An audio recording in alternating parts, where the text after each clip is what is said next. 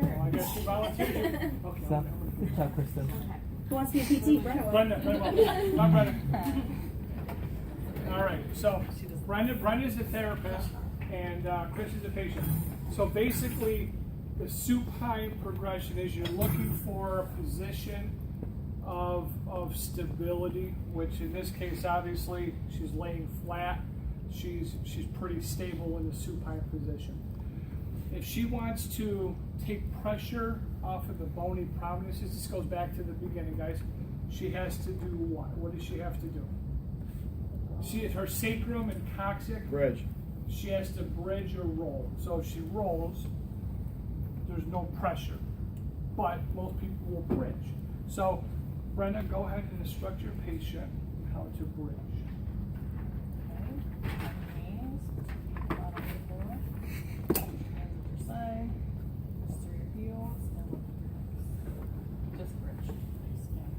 Yeah, so many times your patient's going to get excited, they're going to do more things.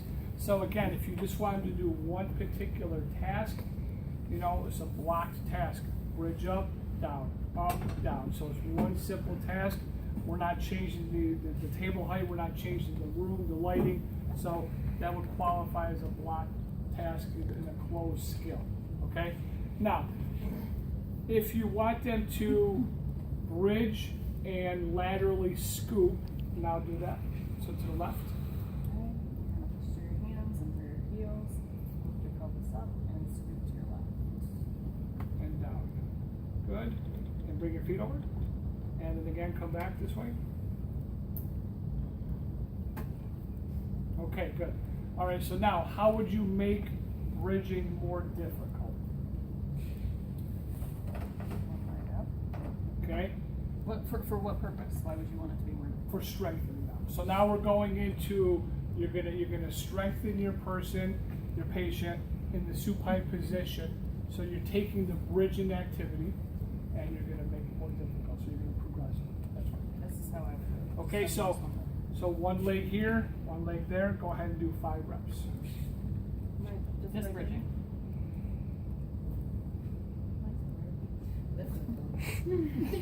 All right. Okay, so now how would you make it more difficult? Resistance. Not yet. No arm. Both legs Lift down. the leg up higher. Lift the. Okay, so now her heel, she had a point of contact here. So take that point of contact away. Now do it. If they have the flexibility, you can just cross your leg over. Show. Push through here. Show me. Like cross me. Like that. What the question is? So the question is if I understand that correctly, wouldn't you just do that? So you can push through. Only because I feel like it's also going to be a little hard on their hip. I don't know. Instead of doing that, yeah. Well, a couple of different factors. One is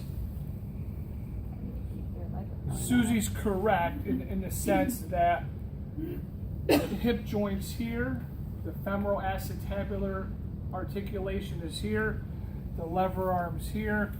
As she lifts, compressive forces are going through the hip. So in that respect, yes, it's more challenging and more difficult on their hip joint and muscle. So could you have them hold their leg up like this here and now lift? Yes. Could you cross it over and put it like this? You of course, you can do all that. So it's really variability. You can vary it, okay? Amber, can you go into the closet and get the yellow, red, and green balls, big balls? Yeah. There might be, yes, check in there. The big red one or the little red one? All of them. All of them. Wouldn't with the leg straight out, wouldn't that be more weight? Because now she has to bridge up with the weight of her leg that's not being used. So wouldn't that be more? Wouldn't this be making it easier? Absolutely. Yes. So what Pat says is that if she's here, if she brings the limb closer to her and then bridge up,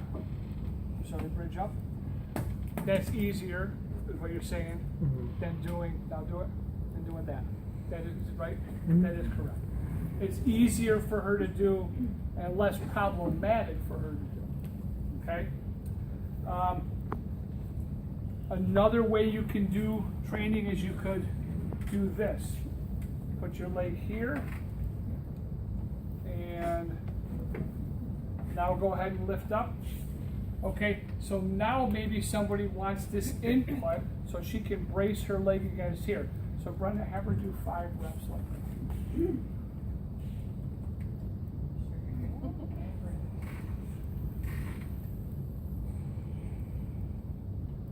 Okay, so now you can progress them to have them do both feet up there.